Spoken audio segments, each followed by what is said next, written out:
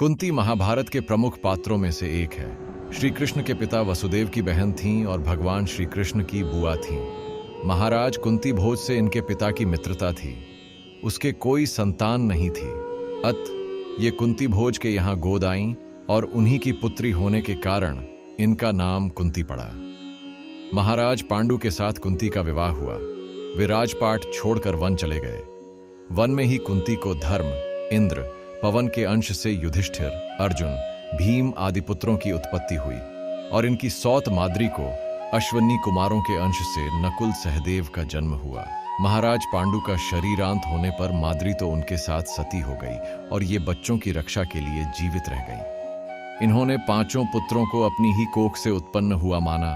कभी स्वप्न में भी उनमें भेदभाव नहीं किया।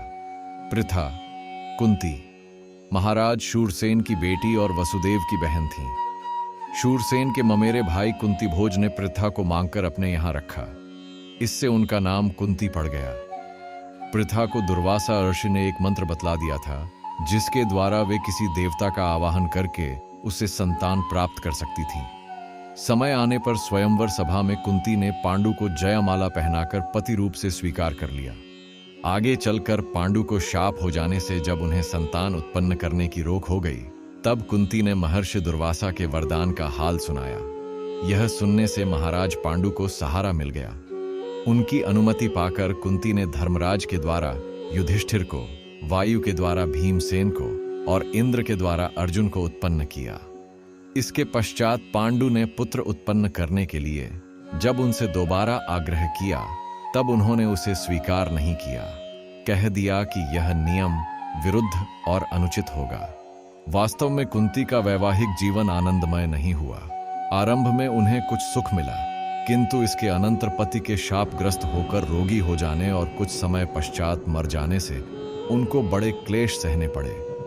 राशि लोग जब बालकों समेत विधवा कुंती को उनके घर वालों को सौंपने हस्तिनापुर ले गए, तब वहां उनका स्वागत तो हुआ नहीं, उल्टा वे संदेह की दृष्टि से देखी गईं। उनकी संतान को वैध संतति मानने में आपत्ति की गई। किसी प्रकार उनको रख भी लिया गया तो तरह तरह से सताया जाने लगा। वे अपने पुत्रों के साथ वारणावत भेजी गईं और ऐसे भवन में रखी गईं जो किसी भी घड़ी भभक कर सबको भस्म कर देता। किंतु हितैषी विदुर के कौशल से वे संकट से पुत्रों समेत बचकर निकल गईं। जंगल में उन्होंने विविध कष्ट सहे। साथ में पुत्रों के रहने से उनके लिए बड़ी बड़ी कठिनाइयां भी सरल हो गईं। इन्हीं कष्टों के सिलसिले में उनको पुत्रवधू द्रौपदी की प्राप्ति हुई। इससे उन्हें कुछ संतोष हुआ। इसी बीच उन्हें धृतराष्ट्र ने हस्तिनापुर में बुलाकर अलग रहने का प्रबंध कर दिया, जिसमें कोई झगड़ा बखेड़ा न हो। यही थोड़ा सा समय था जब कुंती को कुछ आराम मिला। इसके बाद दुर्योधन ने युधिष्ठिर को जुए में हराकर शर्त के अनुसार वनवास करने को भेज दिया। इस वनवास के समय कुंती को अपने पुत्रों से अलग हस्तिनापुर में रहना पड़ा। उनके लिए यह बहुत बड़ा संकट था। उन्होंने हस्तिनापुर से युधिष्ठिर के पास संदेशा भेजा था। वह उन जैसी वीर पत्नी और वीर माता के अनुरूप था। वे नहीं चाहती थीं कि संकट में पड़कर उनके पुत्र आत्मसम्मान को खो बैठें। संकट सहते सहते उन्हें संकटों से एक प्रकार का प्रेम हो गया था। इसी से एक बार श्री कृष्ण के वरदान देने को तैयार होने पर कुंती ने कहा था कि यदि मैं धन दौलत अथवा और कोई वस्तु मांगूंगी तो उसके फेर में पड़कर तुम्हें, भगवान को, भूल जाऊंगी। इसलिए मैं जिंदगी भर कठिनाइयों से घिरी रहना पसंद करती हूँ। उनमें फंसे रहने से मैं सदा तुमको स्मरण किया करूंगी। कुंती की सौत का नाम माद्री था।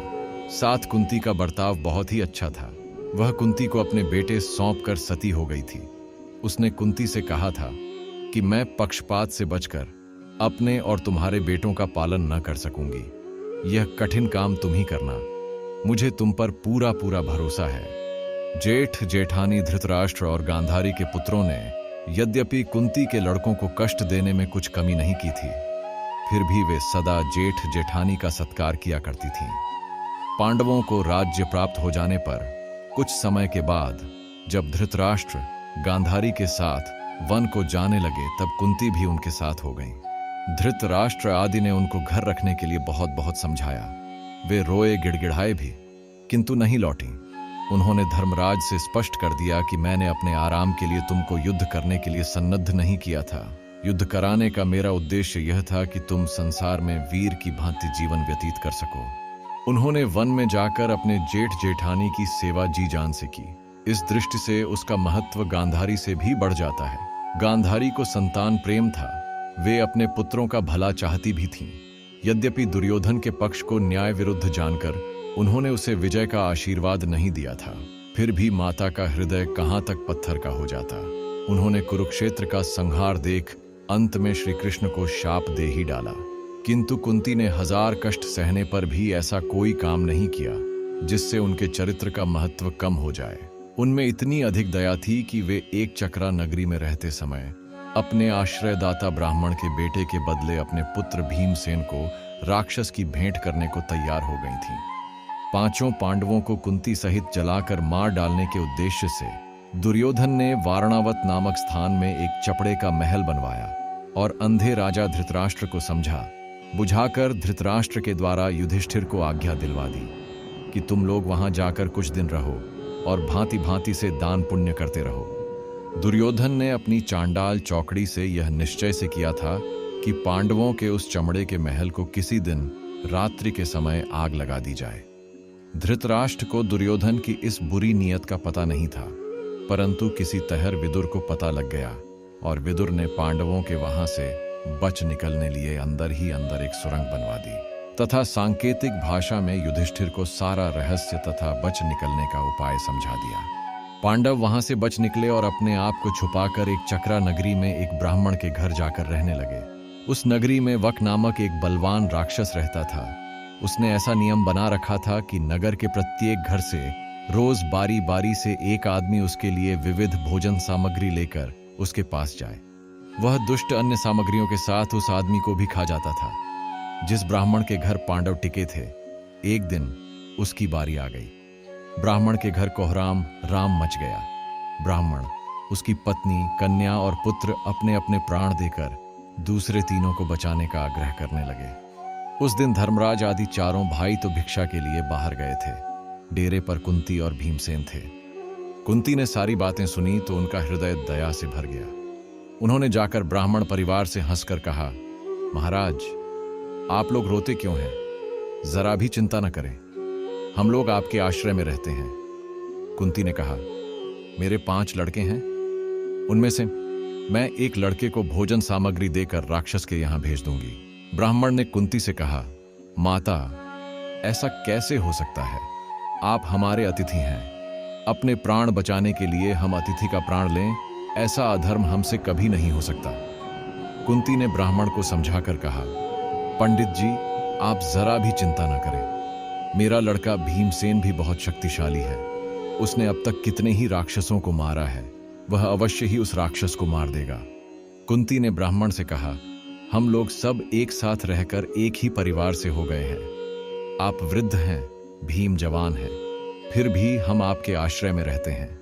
ऐसी अवस्था में आप वृद्ध और पूजनीय होकर भी राक्षस के मुंह में जाएं और मेरा लड़का जवान और बलवान होकर भी घर में मुंह छिपाए बैठा रहे, यह कैसे हो सकता है? ब्राह्मण परिवार ने किसी प्रकार भी जब कुंती का प्रस्ताव स्वीकार नहीं किया, तब कुंती देवी ने उन्हें हर तरह से यह विश्वास दिलाया कि भीमसेन अवश्य ही राक्षस को मारकर आएगा और कहा कि भूदेव, आप यदि नहीं मानेंगे तो भीमसेन आपको बलपूर्वक रोक कर चला जाएगा। मैं उसे निश्चय भेजूंगी और आप उसे रोक नहीं सकेंगे। माता की आज्ञा को अपना कर्तव्य समझकर भीमसेन बड़ी प्रसन्नता से जाने को तैयार हो गए। इसी बीच युधिष्ठिर आदि चारों भाई लौटकर घर पहुंचे। युधिष्ठिर ने जब माता की बात सुनी तो उन्हें बड़ा दुख हुआ। इस पर कुंती बोली, युधिष्ठिर, तू धर्मात्मा होकर भी इस प्रकार की बातें कैसे कह रहा है? भीम के बल का तुझको भली भांति पता है, वह राक्षस को मारकर ही आएगा। परंतु कदाचित ऐसा न भी हो तो इस समय भीमसेन को भेजना ही क्या धर्म नहीं? ब्राह्मण, क्षत्रिय, वैश्य और शूद्र किसी पर भी विपत्ति आए तो बलवान क्षत्रिय का धर्म है कि अपने प्राणों को संकट में डालकर उनकी रक्षा करे। कुंती ने कहा, ये प्रथम तो ब्राह्मण है, दूसरे निर्बल हैं और तीसरे हम लोगों के आश्रयदाता है। आश्रय देने वाले का बदला चुकाना तो मनुष्य का धर्म होता है। इस कर्तव्य पालन से ही भीमसेन का क्षत्रिय जीवन सार्थक होगा। कुंती ने कहा, क्षत्रिय वीराना ऐसे ही अवसर के लिए पुत्र को जन्म दिया करती हैं। कुंती ने युधिष्ठिर से कहा, तू इस महान कार्य में क्यों बाधा देना चाहता है और क्यों इतना दुखी होता है? धर्मराज युधिष्ठिर माता की धर्मसम्मत वाणी सुनकर लज्जित हो गए और बोले, माता, आपने धर्म के लिए भीमसेन को यह काम सौंपकर बहुत अच्छा किया है। आपके पुण्य और आशीर्वाद से भीम अवश्य ही राक्षस को मारकर लौटेगा। उसके बाद माता की आज्ञा और आशीर्वाद लेकर भीमसेन राक्षस के यहाँ गए और उसे मारकर ही वापस आए। ऐसी और भी धार्मिक वीडियो देखने के लिए हमारे चैनल को सब्सक्राइब जरूर करें।